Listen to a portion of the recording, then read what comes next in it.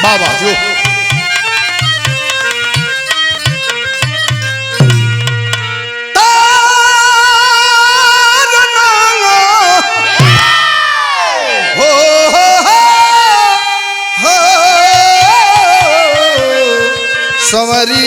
संवरिया भोले बाबा जोगिया हो राम।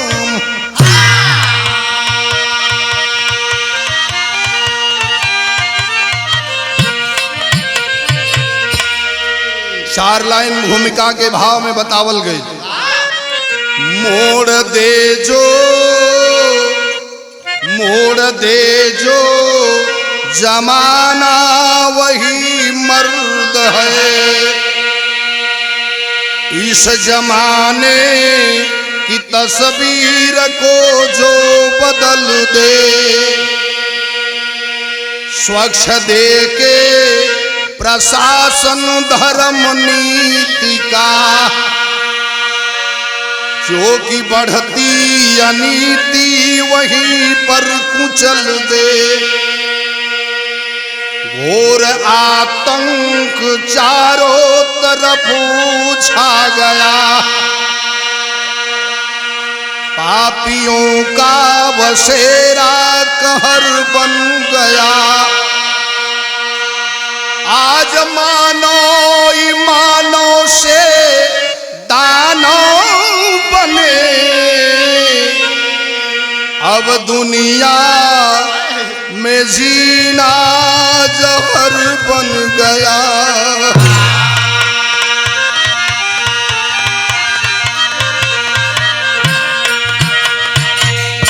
गौर करेंगे बाबूजी, बिरहा तो बहुत आप सुना करते हैं, तमाम कलाकार भी सुनाते हैं।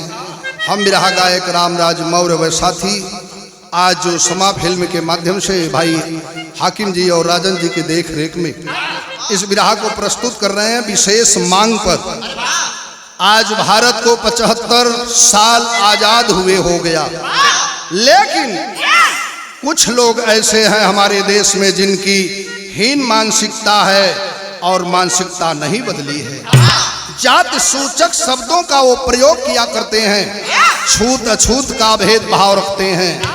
इस बात पर हमें कहना पड़ा और हमारे कवि जी ने बड़ी ऊंची बात लिखा है। एक घटना घटी जिसका जीता जागता प्रमाण है। राजस्थान में जो जालौर जिला के अंतर्गत एक घटना घटित हुई तो पूरा देश शर्मसार हो गया। पेपर के माध्यम से विशेष रूप से हम अमर उजाला पेपर से इस जो प्रकाशित हुआ था उससे ये घटना ली गई है। एक ठे गीत के अंदाज बा, कैसे मास्टर? वाह वाह।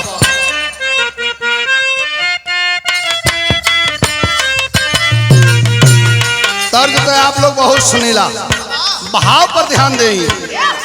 याद आती है पढ़ पढ़ रुलाई, पापी ने दामन सुन कर दिया।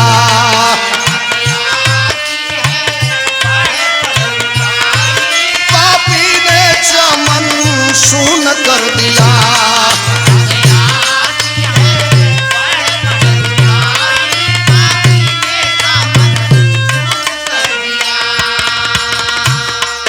पापी ने चमन सुन कर दिया है,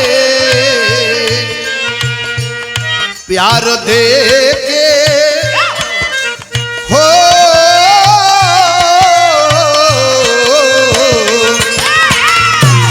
प्यार दे के संवारा गुल हजारा। पापी ने दामन सुन कर दिया, प्यार दे के संवारा गुल हजारा।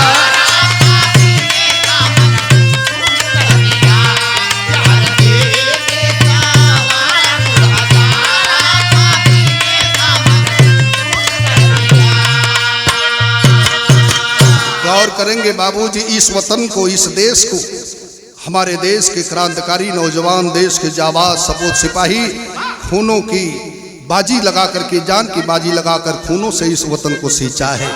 आज कुछ चंद ऐसे हैं जो हीन मानसिकता के लोग आज बाबा साहब के उस संविधान के साथ भी खिलवाड़ किया जा रहा है। यही से विरह का शुरुआत नज्म के लाइन लगल मास्टर, न नार नार न नार नार नार ना।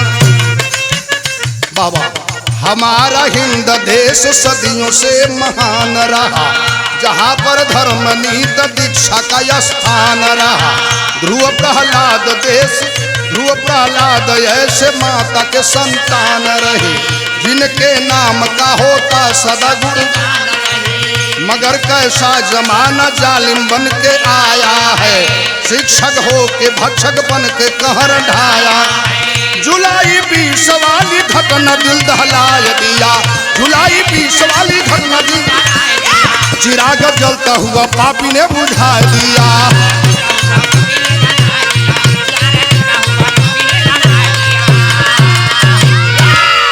गौर करेंगे बाबूजी, बिरहा वाली लाइन पर ध्यान देंगे। कब के और कहाँ के कैसन कहानी बाई, आपको मैं पहले बताया हूँ। प्रांत राजस्थान, जिला जालौर के अंतर्गत साथियों सुराड़ा गांव सायला थाना के अंतर्गत देवाराम एक दलित किसान थे, उनके बेटे का नाम इंद्र मेघवाल था। बताया जाता है बाबूजी 20 जुलाई को जो घटना घटित हुई पूरे देश को शर्मसार कर दिया। बड़ी सुंदर भाव कवि जी लिखलन, और भाव वह बा, इंद्र मेघवाला रहला सुघारा लालनावा,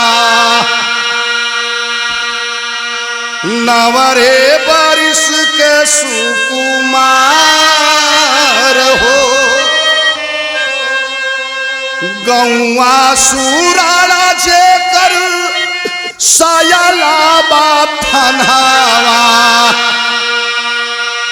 देवराम पिता के दुलार, रहला सरस्वती विद्या मंदिर ईसा कुलावा। पढ़ता था मासूम होना,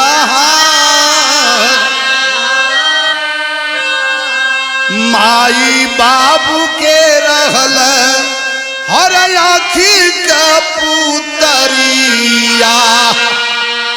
माई बाबू के रहल आखी का पुतरिया। सपनों से भरा संसार हो।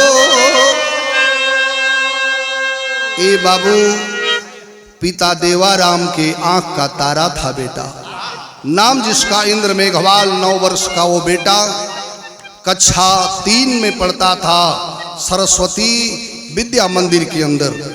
बाबूजी की बड़ी सोच थी, बड़ी ऊंची सपना थी कि हमार बेटा पढ़ लिख के बढ़िया विद्वान बनी, हमार बेटा ऑफिसर बनी। बड़ी ऊंची ऊंची सपना थी, और बच्चे के पढ़ाई लिखाई पर बराबर ख्याल रखते थे। भाव तनी यही बदल गए मास्टर। वह गवैया लोग गावलन, जब मल्ला भैया लोग नैया के पुजैया करल है, का गावल है? जिया जिया मास्टर, क्या बात है। सुतल ही गंगा के हर जगह भैया मलहा उठाए गंगा जी। भैला भोरावा बिहानावा उठाए गंगा जी।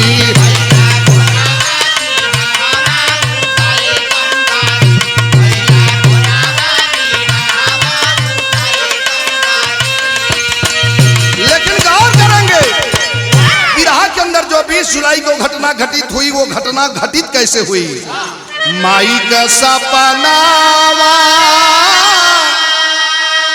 हर माई का सपनावा सजा के यार मनावा पुराई के होना, पुराई के होना। आई अपने कुलावा का नमावा जगाई के होना।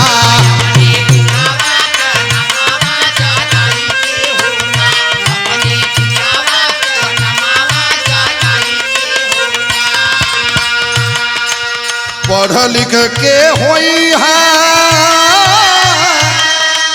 पढ़ी लिख के होई है विद्वान मोर लाला नवा माई के ही रवाना हो, माई के ही रवाना।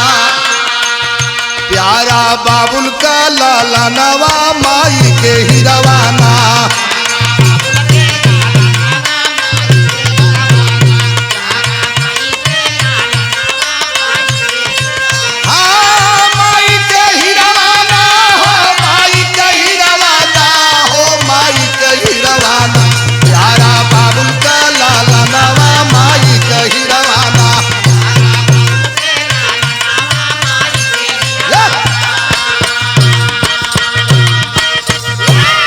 बाबू माई और बाप के बड़ा ऊंचा सपना रहल कि बेटा हमार इंद्र मेघवाल पढ़ लिख के विद्वान बनी है, ऑफिसर बनी है।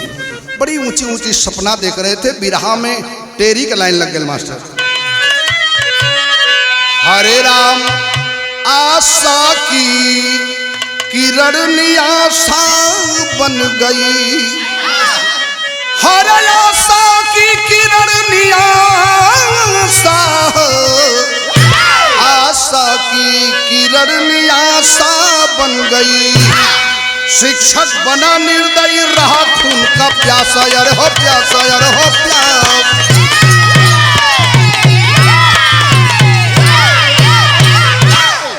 शिक्षक बना निर्दयी रहा खून का प्यासा, आशा की किरण निराशा बन गई। बतावल जला ए बाबू, हर कठिन समय आते बेला में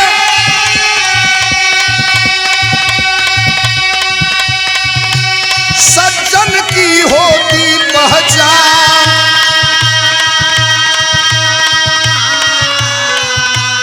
ख्याल करा शिक्षक बन करके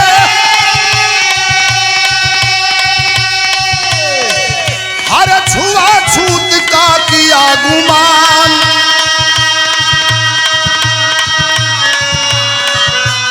गौर करा मटुकी के पानी, पी लिया और लवा सुना सुजान। हरे घोर घमंड में छैल सिंह, घोर घमंड में छैल सिंह मारा थप्पड़ पाजी नादा, मारा थप्पड़ पाजी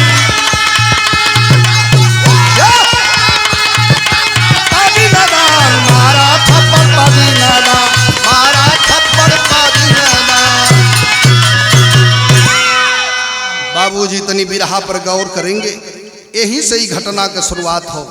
बतावल जला इंद्र मेघवाल सरस्वती विद्या मंदिर में पढ़ता था। उसी में एक शिक्षक था जिसका नाम छैल सिंह था। बाबूजी राजपूती ठाट बाट में हमेशा रहा करता था। स्कूल के बगल में उसका वहीं कमरा था जिस कमरे में वह रहता था, और एक मटके में पानी रखा था। बतावल जला ये बाबू, प्यास बड़ी जोर से लगी थी और इंद्र मेघवाल वह अबोध बालक 9 साल का बालक जो कक्षा 3 में पढ़ता था, देखता था कि हमारे गुरुजी मास्टर साहब उसी घड़े से पानी पीते हैं, तो गया निकाल करके उसी से पानी पी लिया। पानी पी लेना ही गुनाह था साथियों। जरा देखें जातिवाद की भाव लेकर के छुआछूत की भावना, जो आज इस तरह का समाज, जबकि विद्यालय के अंदर आज एक विद्यालय एक ड्रेस चलता है, सब बच्चों का एक ही ड्रेस होता है ताकि उसमें छोटा बड़ा ऊंच नीच कोई न बने। लेकिन उस विद्यालय के अंदर ऊंच नीच की भाव लेकर के छैल सिंह उसे इतना मार दिया, थप्पड़ से मारा, इतना मार बाबूजी। जैसा कि बताया जाता है, पिता देवाराम का कहना है कि हमारा पुत्र दलित था, छैल सिंह जो है उसे इतना मार दिया कि उसके कान का जो है नस फट गया, हाथ पांव कांपने लगते हैं छुआछूत की भाव लेकर के। तनी बिरहा में ही गीत लग गए मास्टर। बेहोशी हालत में जब लड़कवा घर आइल बा, लोग ले लन उठाई के, बाबूजी सब परिजन के साथ के जिला अस्पताल में ले जाते हैं। सोरठी लोग गावल कैसे,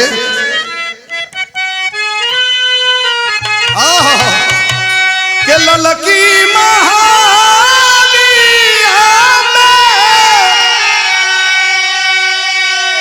हर लाल रंग झल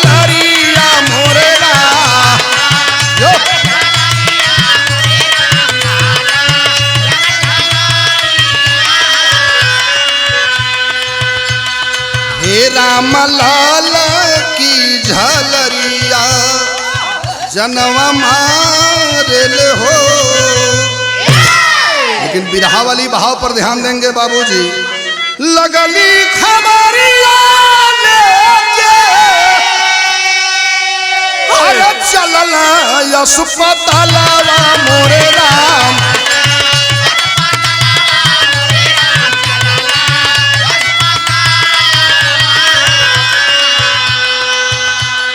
हे रामा हे रामा हे रामा मासूम होरिलवा आंसुआ ढार लहोरा। हे रामा आसूम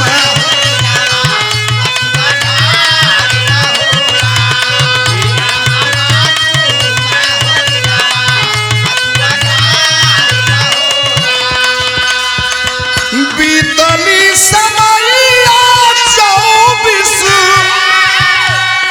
बीतली समैया 24 दीनवा बितवल मोरे राम दीना।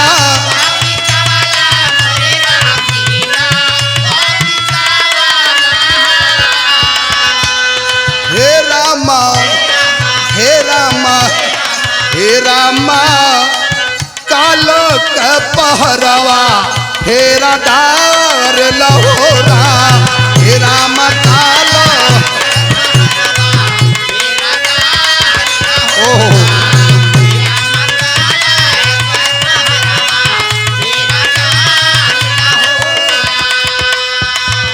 ए बाबू बतावल जला पिता देवाराम सपरिवार के कुछ लोग परिजन मिलकर देखा इंद्र मेघवाल मासूम बच्चे को बेहोशी हालत में जिला अस्पताल ले गए।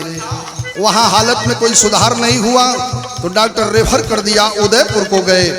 कुछ दिन 2-4 दिन उदयपुर रहे। हालत नाजुक देख करके कोई सुधार नहीं हो रहा है तो निजी अस्पताल अहमदाबाद में लेकर चले गए। और जब कुछ दिन भर्ती की ये दवा चला ए बाबू काल के पहरा जाग गई बा। इतनी मार मार दिया था दोनों कान की नस फट गई थी। हाथ पांव काम नहीं कर रहा था।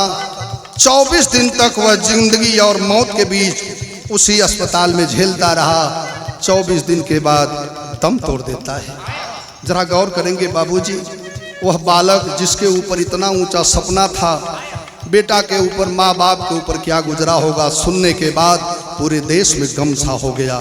माई बाबू रोवत हुए। गीत लग गए मास्टर ही कि रोए माई बाबू बिलखाई रे लालना। रोए माई बाबू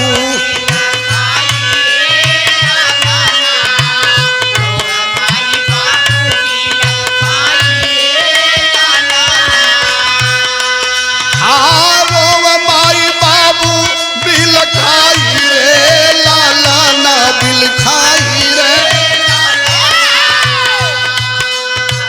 कहवा गईला छोड़ के पराई रे लालना।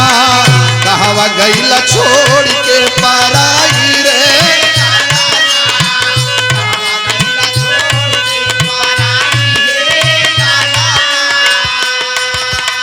बाबू का मुहवा देख के बबुआ का मुहवा देख के माई रोवतिया कहती बाबू कहाँ छोड़ के चल गईला।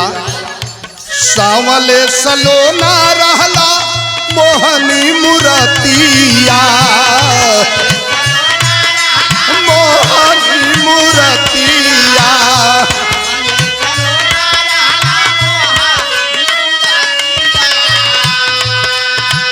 दिलवा से बिसर नहीं तोहरी सुरतिया। दिलवा से बिहर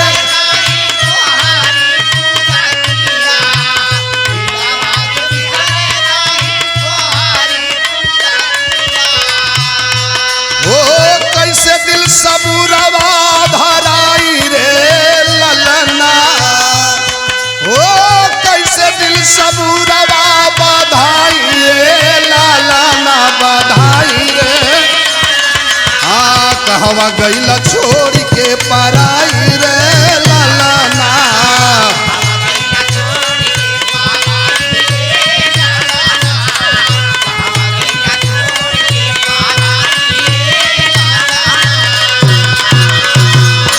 गांव में गम है, पूरे देश प्रदेश में गम है।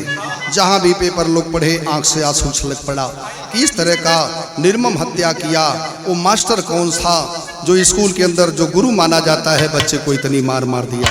लेकिन जरा गौर करें, हमारे देश में जो आज संविधान बना है, हम सत बार नमन करते हैं बाबा साहब को, जिन्होंने अपने संविधान के तहत हम दबे कुचले शोषित दलितों के लिए सुरक्षा का एक कानून बनाया। पहपट के अंदर लिखल गया मास्टर वाह, हरे बनल बा सुंदर भारत में, हरे विधानवा हिंदुस्तानवा में, हो बनल बा सुंदर भारत में, विधानवा हिंदुस्तानवा में, अछूत का मिटा दिया निशानवा हिंदुस्तानवा में।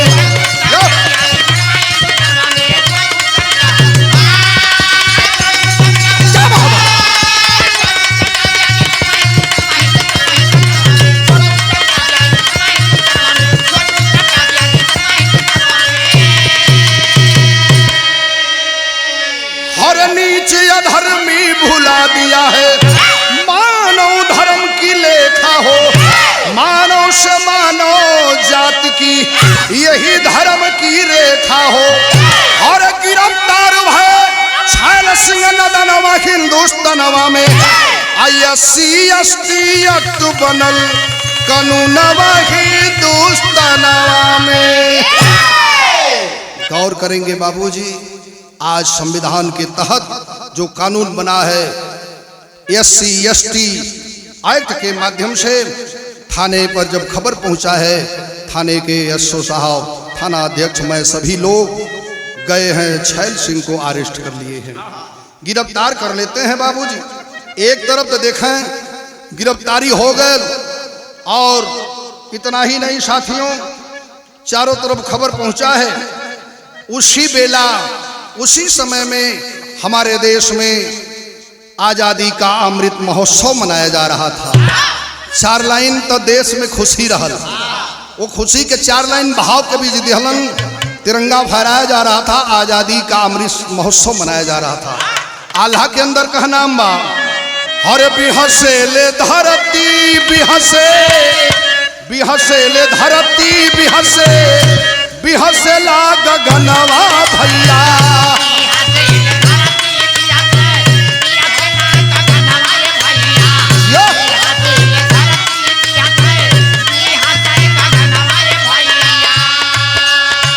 बिहसेला सदा गावा से देखा बाबू जान,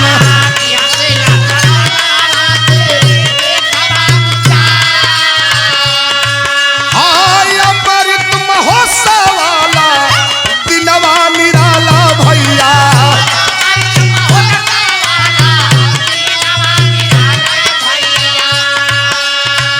खुशिया में झूमेला मारा हिंदुस्तान,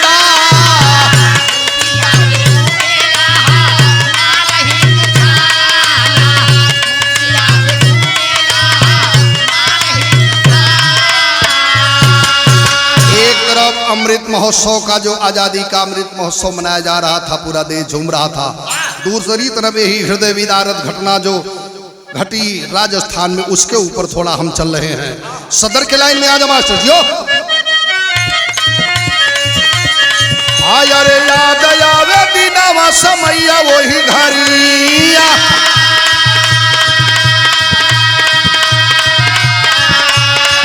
और मचल बा तूफान राजस्थान दरम्यान।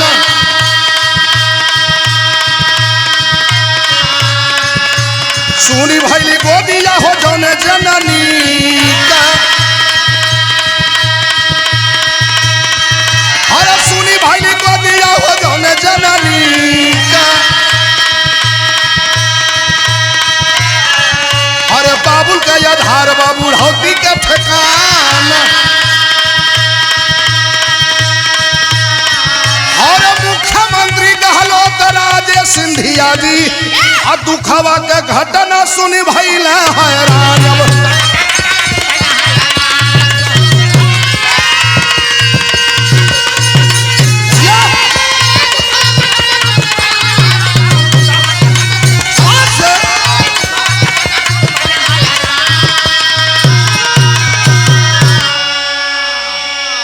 बताया जाता है बाबूजी, घटना का खबर सुन करके राजस्थान के लोकप्रिय मुख्यमंत्री अशोक गहलोत जी और राजेश सिंधिया तमाम सारे नेता लोग आए और जगह जगह से अपना सहयोग किए, लेकिन मुख्यमंत्री के द्वारा 5 लाख रुपए का सहयोग राशि उस पीड़ित परिवार को दिया गया।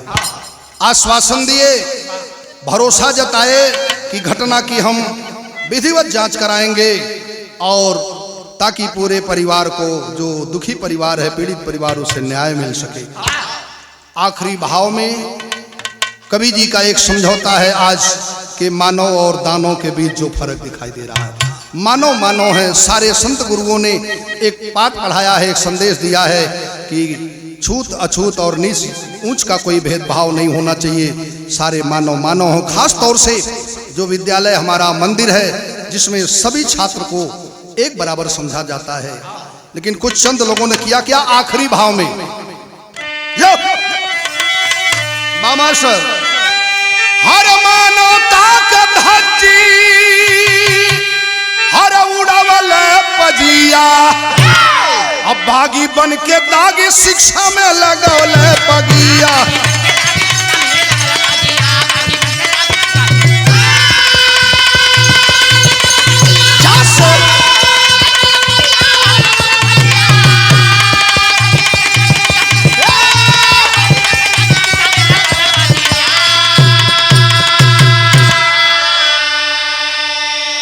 शिक्षा के ज्ञान मिलल गुरु के सरनिया, ऐसन अब के गुरु मिलने सुन कर दनिया।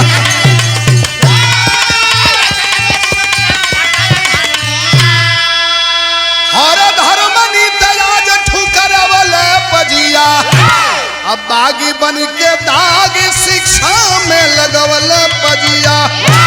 हर दिन दिन आतंक बढ़ल बिगड़ल समैया, नाही जीना माई बाप नाही जीना भैया।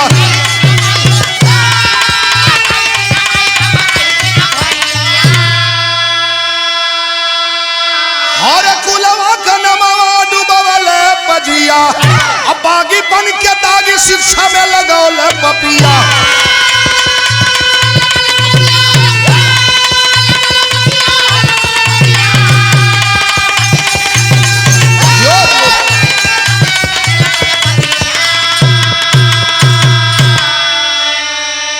आखिरी में गुरु गुलशन का पहचान, गुरुपत्तु गुरु अक्षय पर जी, पारस जी स्वर्ग के वासी। कथन करा कवि राधा श्याम संजय गुड़वा के राशि।